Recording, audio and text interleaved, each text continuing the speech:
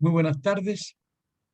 Vamos a tratar en esta ocasión el debido proceso, que es un tema de suyo muy importante, no sin antes hacer un homenaje a un gran amigo mío, jurista nacional, es decano de la Facultad de Derecho de la Universidad Católica, don Alejandro Guzmán, gran romanista de reconocimiento tanto en Europa como en Asia y en América Latina, con quien tuve el privilegio de cultivar una amistad por más de 30 años y también ejercimos la profesión juntos en muchos casos, y él de preferencia se dedicaba a la investigación.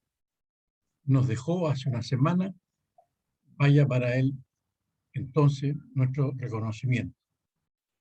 Hoy estará con nosotros en este ciclo que ya comenzó y durará mucho tiempo porque, según se ha publicitado por la convención, se va a comenzar a estudiar las materias probablemente tal que deberá contener la nueva Constitución a partir de octubre.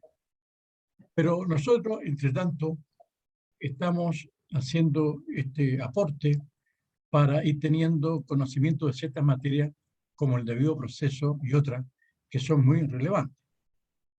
Nos acompaña en esta oportunidad mi querida procuradora y también egresada de Derecho, Nicole Peñafiel.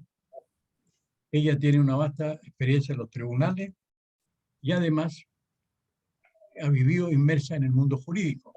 De manera que estas materias, que ella conoce muy bien, va a tratarla en una conversación, en un diálogo conmigo, y ella aporta, además de los conocimientos, su juventud, porque está precisamente en una etapa de su vida profesional que le tocó en suerte poner toda la atención en este nuevo texto constitucional. ¿No es así, Nicole? Así es, Porque, estimado profesor Fidel. de manera que, bienvenida a nuestro programa y a no dudar, en el futuro próximo te invitaremos de nuevo, puesto que ya vamos a tener materia sustancial a propósito de la actividad que desarrollan los constituyentes. Porque hasta ahora, más que nada, la actividad se ha limitado a la organización, a formar comisiones, a tratar de dictar un reglamento, bueno, que son materias propias de un cuerpo que recién se inicia, porque la Convención Constituyente no hay precedente en el ordenamiento jurídico chileno respecto de un órgano de esta naturaleza. En consecuencia, le invito cordialmente a que conversemos acerca del debido proceso. No sin antes señalar que acá los derechos fundamentales o derechos humanos están limitados por una doble fuente.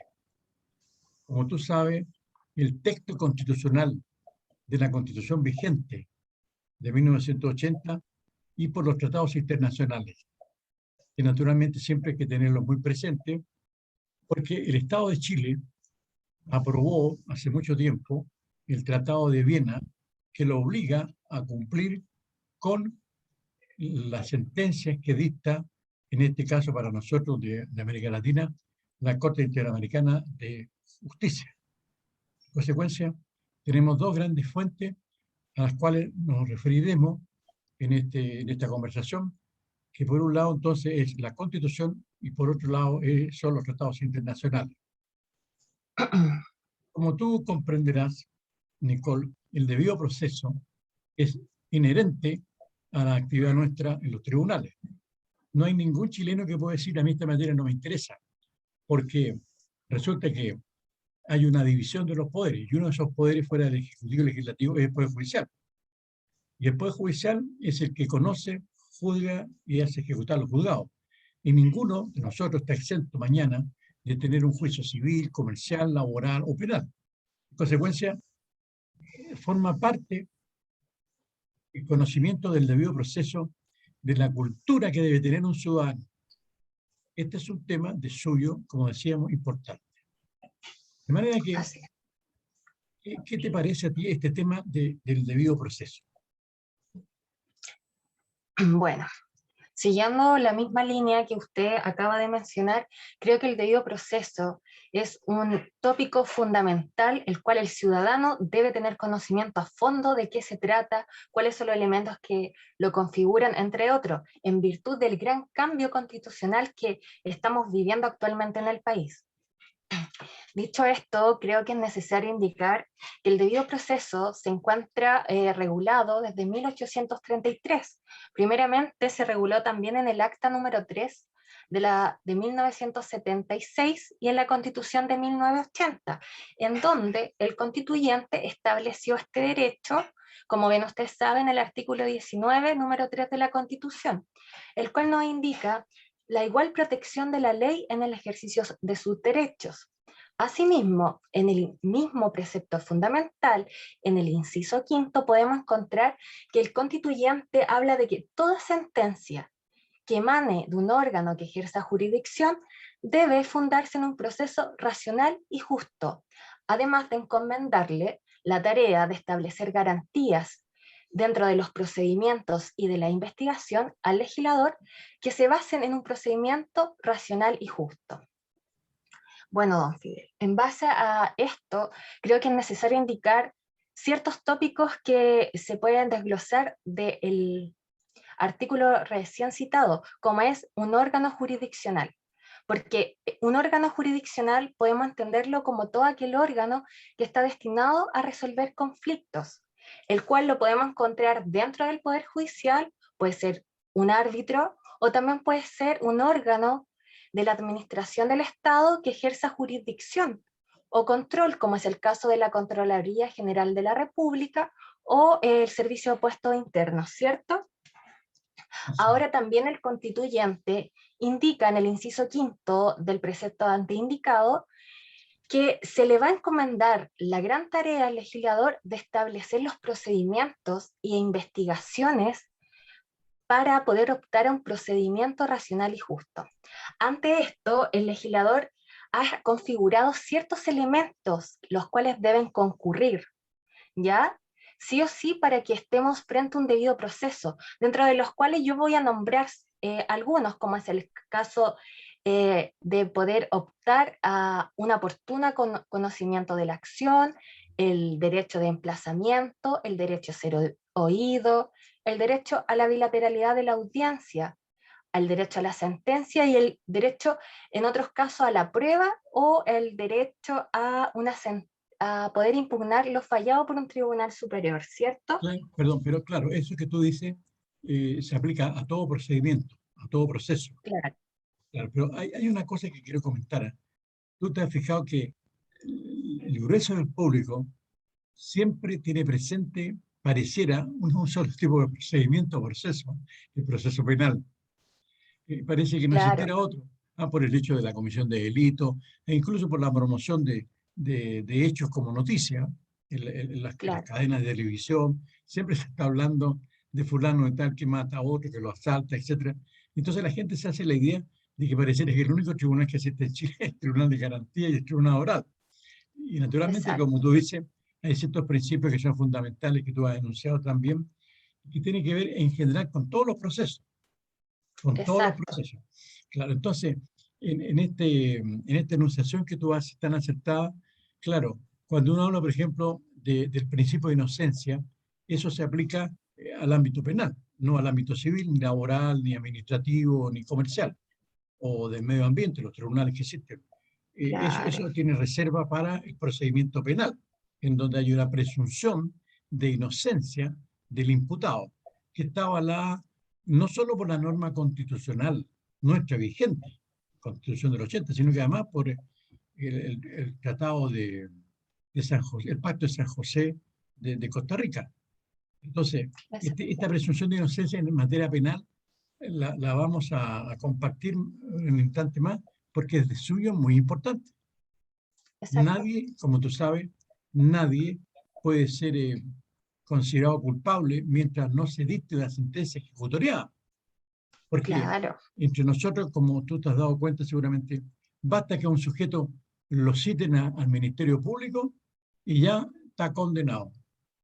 Es que la gente confunde ciertos planos, ¿no te parece? Así, así es, don Fidel. Así es. Bueno, en este sentido yo creo que es necesario referirse a que la doctrina nacional y la doctrina especializada en esta materia ha configurado elementos básicos del debido proceso, que como usted bien dijo, no tienen relación solamente con el ámbito de materia penal o con sede penal, como es el caso de eh, el derecho a ser notificado por el afectado y Eso es muy al derecho a importante. estar a una audiencia, Eso es muy sin importante. perjuicio, Sí, claro. Claro, sin perjuicio que la audiencia puede seguir adelante con el afectado en rebeldía, siempre que la notificación haya sido válida. También tenemos el derecho a presentar pruebas, el derecho a que el tribunal me recepcione la prueba y posteriormente la examine. Y el derecho también, don Fidel, como usted sabe, el derecho a una sentencia que se tenga que dictar dentro de un plazo razonable, porque no puede estar una persona esperando la dictación de una sentencia por un plazo de 3, 4, 5 años, entre otros. exactamente, ¿Entiende? exactamente. Y otro elemento que es fundamental es el derecho a poder impugnar, el derecho a la revisión que puede hacer un tribunal superior, jerárquico, distinto al que emitió en este caso la sentencia en primera instancia, el cual tiene que revestir los mismos caracteres de imparcial e independiente, ¿cierto? Así es, así es. Así es. Porque Y como usted bien dijo, usted sí, refirió a la doctrina internacional, nosotros podríamos hacer hincapié en ciertas definiciones que, por ejemplo, la Declaración Universal de Derechos Humanos ha dado respecto al debido proceso, o como la Corte Interamericana de Derechos Humanos la ha definido, ¿cierto? sí. Compartamos esa definición de, Ya, por ejemplo, la Declaración Universal de Derechos Humanos ha definido el debido proceso como el derecho que tiene toda persona a ser oída de manera justa por un tribunal imparcial e independiente, ¿ya? El cual tendrá por objeto determinar los derechos y obligaciones, exacto, y la examinación de alguna acusación que se le hubiera hecho a la persona en sede penal. Y acá nuevamente se nos presenta el problema que usted acaba de mencionar, de que mucha gente tiende a confundir que estas garantías, estos derechos del debido proceso, los relaciona inmediatamente a lo que es sede penal, cuando no es así, toda vez que los tribunales en el Poder Judicial son de varias materias y como yo bien dije, también hay tribunales o órganos que ejercen jurisdicción fuera del Poder Judicial. exactamente. Por ejemplo, tú podrías decirnos, claro, hay una estructura piramidal del Poder Judicial, pero que está tratada en la Constitución del 80, que naturalmente deberá ser considerada en la Convención para una futura Constitución nueva. Pero también, como tú bien dices, hay órganos judiciales que no forman parte del Poder Judicial. Exacto. Y Tales como uno, la Contraloría, el Servicio de Puestos Internos, que son órganos que son conocidos por las personas que nosotros utilizamos diariamente y que también tienen la facultad de poder ejercer la jurisdicción. exactamente, porque, como bien dices tú, claro, hay órganos como impuestos internos que en virtud de la ley tienen facultad para actuar Claro. como juez, el director nacional o el director regional. Ahora, la gran pregunta que yo me hago, ¿habrá espacio para discutir un tema que a mi modo de ver es muy importante? Porque como sabemos, existen tres poderes del Estado. Y entonces, tú decías, ¿a quién le corresponde conocer, juzgar y hacer ejecutar los juzgados? Le corresponde a los jueces. Exacto. Porque el Poder Ejecutivo administra. El presidente de la República, que está a la cabeza del Poder Ejecutivo, administra la nación. Pero resulta que el presidente de la República tiene bajo su potestad órganos como impuestos internos, por ejemplo, que actúa como tribunal. Entonces, o la superintendencia, en que precisamente el propio presidente nombra a los superintendentes. Y la superintendencia conocen, juzgan y hacen ejecutar los juzgados y condenan. Y condenan. Y entonces, me parece a mí que este tema es importante porque al interior del Poder Ejecutivo hay colgajos administrativos Exacto. que cumplen con funciones que son propias de los jueces y que no forman parte del Poder Judicial. Entonces, las enunciaciones que tú hiciste al principio puede que no se apliquen a ellos o se sustraigan porque no son jueces. Así es. No obstante que la ley regula el principio que tú señalaste tan importante que el emplazamiento.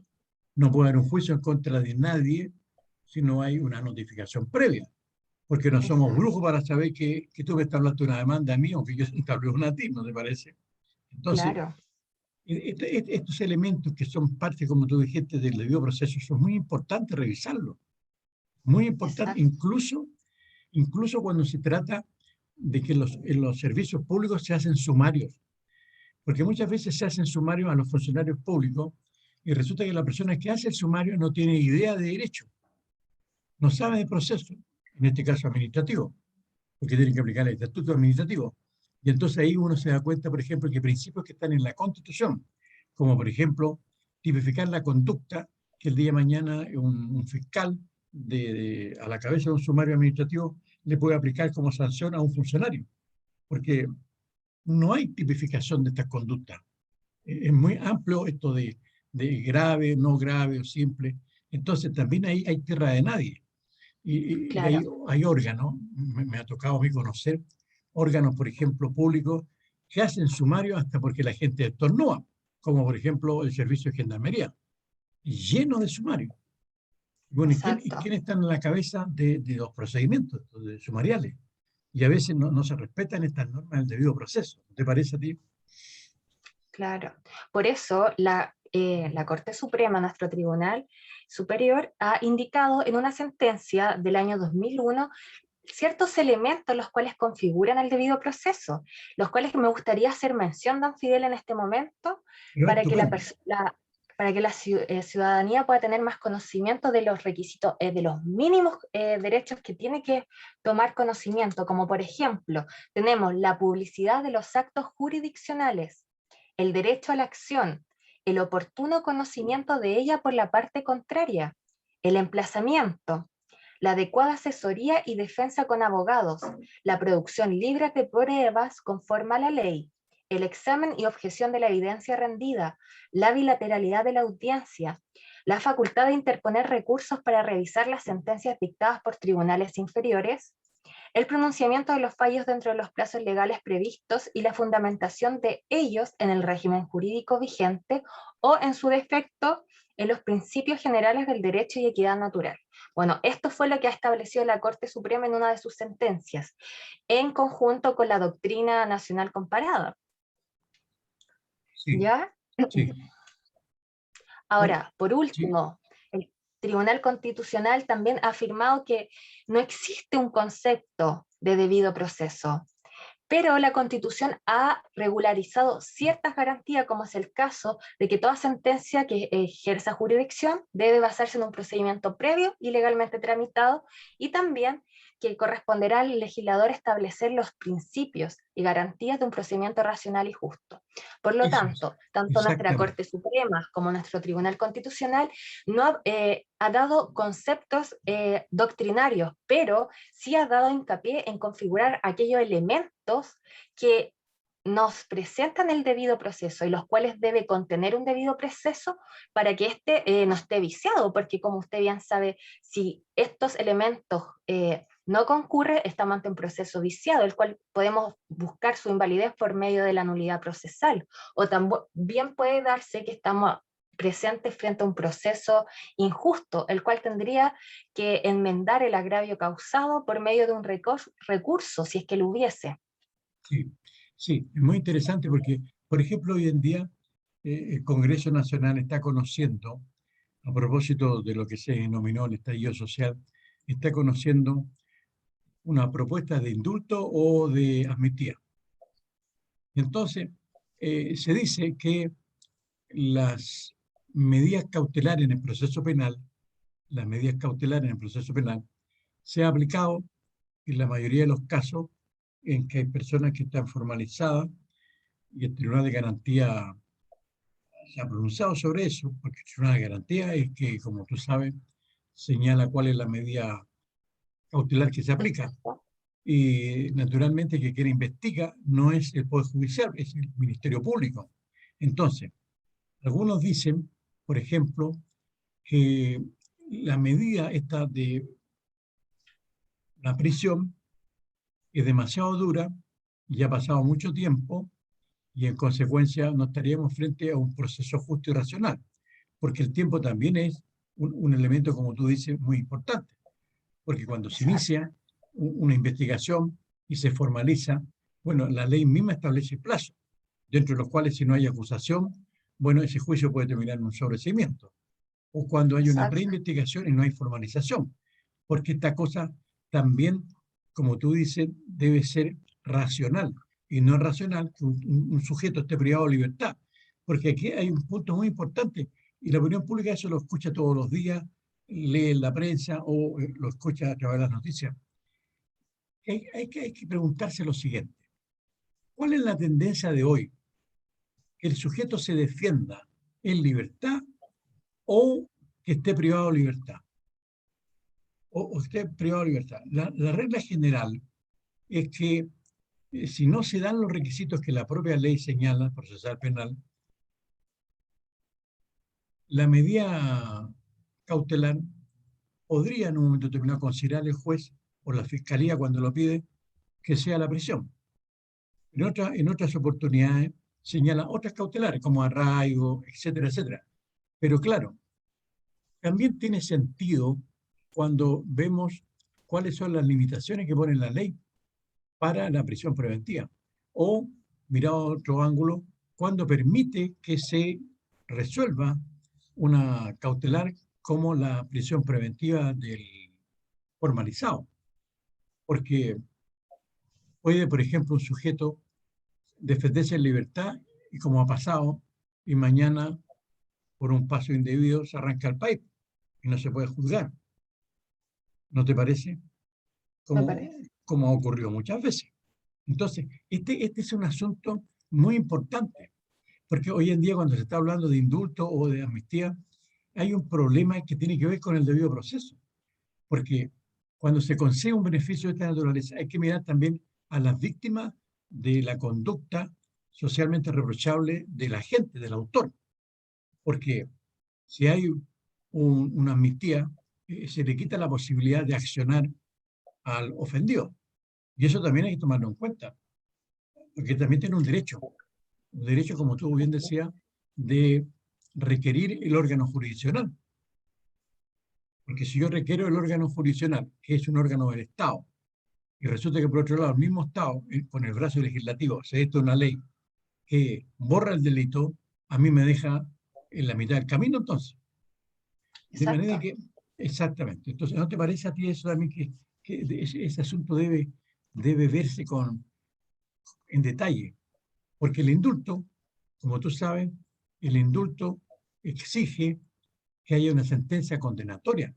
Y en estos casos ha pasado varios meses ya, han pasado varios meses, y no hay ninguna sentencia condenatoria. Entonces, ¿cómo se va a aplicar un indulto si no hay condena? Claro.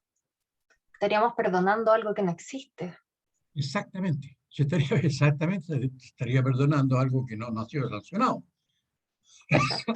Ahora, estos principios del debido proceso, estos elementos que tú has señalado, nos colocan en una situación histórica, jurídica muy importante, porque uno ve a veces cómo hay gente que se toma la justicia por sí mismo, Exacto. y Así es. volvemos entonces a la ley de Talión. Por eso es que la gran contribución que hicieron los romanos en su época fue precisamente que las controversias las pudiera dirimir un juez, y ese juez tiene que ser imparcial. Y entonces, cuando tú señalabas los elementos del debido proceso, tú le asignas importancia como elementos del debido proceso a la imparcialidad de los jueces. Es necesario. Es muy necesario. ¿Por Así qué? es. Porque el debido proceso, más allá de cumplir la función de garantía o del poder deber del juez, lo que busca es establecer un medio idóneo para que las personas puedan resolver sus conflictos de relevancia jurídica, evitando que los resuelvan por su propia mano. Entonces, si estamos frente a un juez que no es imparcial o no es independiente, esto no se configura, existe un vacío, no es real, ¿me entiendes? No habría justicia. Exactamente. Lo más importante es la imparcialidad del juez. Si no hay un poder judicial en que los jueces sean imparciales, entonces no hay justicia. En un orden Exacto. democrático, en un Estado de Derecho, es el requisito fundamental que los jueces sean independientes, imparciales. Y por eso que no se puede meter el poder judicial, perdón, el poder legislativo ni el ejecutivo en procesos fenecidos, como muchas veces pasa, que se habla y dice que no estoy de acuerdo con la sentencia que dictó la Corte Suprema. Y nadie le está preguntando, tiene que acatarla. Porque hace más de 2500 años que las sentencias que dictan los tribunales producen efectos de cosa juzgada, la res judicata, inamovible, hay que acatarla.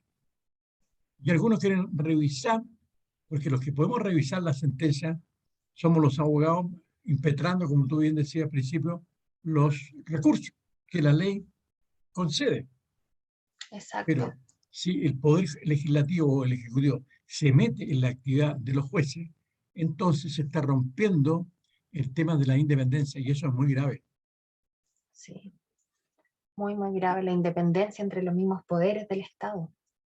Así es muy grave. Ahora, naturalmente que este tema del debido proceso, incluso como tú dices, en la definición que señalaste, de un procedimiento racional y justo, y esto se extendió a un órgano que no ejerce jurisdicción, que es el Ministerio Público. Y la Constitución señala que también el Ministerio Público, en la investigación que hace, no tiene jurisdicción, pues no son jueces. Debe también Exacto. aplicar el debido proceso. Ahora, lo que ocurre es que muchas causas de que conoce la Fiscalía, como son tantas las causas, un fiscal a veces, como lo hemos sabido, lleva 1000 causas, 800 causas, había un fiscal que lleva 7000 causas. Es imposible investigar 7000 causas, porque el Instituto Médico Legal también está repartido en todo Chile, pero tiene escasos funcionarios. Entonces a veces se dice, pero ¿por qué se demora tanto la investigación? Bueno, porque resulta que no tiene un caso que investiga o que tiene que informar. Tiene cientos de casos. Entonces, los cálculos que se hicieron cuando se creó el Ministerio Público se quedaron muy cortos desde un punto de vista cuantitativo, de los casos que iban a tener los fiscales para investigar. Y entonces por eso es que a veces, y esto lo vemos nosotros en las causas, ¿no? Cuando de repente pasa un mes, 2 meses, un año, no hay noticia de la investigación y de repente aparece la petición del Ministerio Público de que no se siga adelante la investigación y se cierra el caso. Y entonces, claro, el ciudadano que está metido en ese caso, se está accionando, siente un desencanto terrible, siente un desencanto. Entonces, vamos a decir, la convención, a mi modo, tendrá que revisar muy bien este tema de las cautelares. Sí. Porque se presta para interpretaciones equivocadas. Equivocadas. Así es. Ahora, el órgano jurisdiccional es muy importante. Y yo quiero compartir contigo una cosa.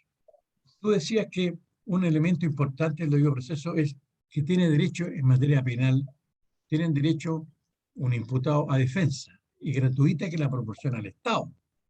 Pero también tiene derecho a defensa en otros juicios. Por ejemplo, hay juicios en donde el tribunal no acepta que la persona esté sin abogado. Y aquí me gustaría compartir contigo lo siguiente. En que hay un concepto muy equivocado, yo lo vengo escuchando hace muchos años. La gente, cuando ve que un abogado tiene patrocinio y poder para actuar en representación del demandante, el demandado, Pero claro, en materia penal, en donde esta cosa se ve de forma mucho más nítida, y cómo hay una apreciación muy equivocada del ciudadano. ¿Ah? Si un tipo mata a otro, y resulta que aparece en la prensa que Nicole Peñafiel va a defender al asesino, entonces nos falta el despistado que dice, pero ¿cómo esta señorita está defendiendo a un criminal? ¿O cómo el profesor Reyes está defendiendo a este violador? Porque la gente dice, el abogado que defiende es doña Nicole Peñafiel o Fidel Reyes. Entonces aparecemos nosotros dos, según sea el caso y el ejemplo, como es que tú Claro, estás defendiendo en la comisión del crimen al sujeto de que se trata. Y yo también. Mire, el así es. profesor está defendiendo a un violador, repugnante crimen. ¿Y cómo lo defiende? No, no la defensa tomada desde ese ángulo, sino que es el patrocinio. Porque un sujeto puede ser autor del peor crimen, deleznable, pero tiene derecho a una defensa profesional. Porque ese sujeto, por ejemplo, a lo mejor está más rayado que una cebra y según un informe de perito no tiene ninguna responsabilidad porque es demente, por ejemplo. Porque también hay eximente de responsabilidad. Entonces, Claro, ¿no te parece a ti? me parece, don Fidel, que toda persona tiene derecho a ser oída, a ser escuchada y a defenderse. Entonces, como yo bien dije anteriormente, eso es uno de los elementos que configuran el debido proceso. Entonces, estos tipos de tópicos, estas garantías, yo creo que al momento de de la redactación de la Constitución, creo que se tienen que poner mucho énfasis y tener mucho cuidado, porque es algo que nos va a ayudar al desarrollo social Exactamente, más adelante, ¿me exactamente. entiendes? Porque la sentencia, sea en un juicio civil, comercial, privado en general o penal, es un medio para instalar la paz entre las personas que están en discordia. Claro, Exactamente, de manera que este es un es, tema muy importante, como tú lo señalaste en un principio, y todos los elementos que deben respetarse tanto por las normas internas como por el cumplimiento de los tratados internacionales. Porque claro, así, resulta que la Convención Constituyente tiene una limitación muy grande. Tiene que respetar los tratados internacionales, pues. así No se es, pueden adoptar normas constitucionales que transgredan el derecho internacional, los tratados. Eso es muy así importante. es. Yo te agradezco mucho la participación en estos diálogos para que se pueda confeccionar una constitución para la libertad y la justicia y pronto, cuando comience la convención a adoptar acuerdos sustantivos, invitaremos de nuevo para compartir ya materia sustantiva que están tomando o debieran tomar forma, configurarse como norma en la nueva constitución. Te agradezco mucho y estamos en contacto permanente. Bueno, Que estén muy muchas bien. gracias a Muchas gracias, usted, don Fidel. Nicole. Que esté muy bien, gracias, chao. Gracias. Chao, chao.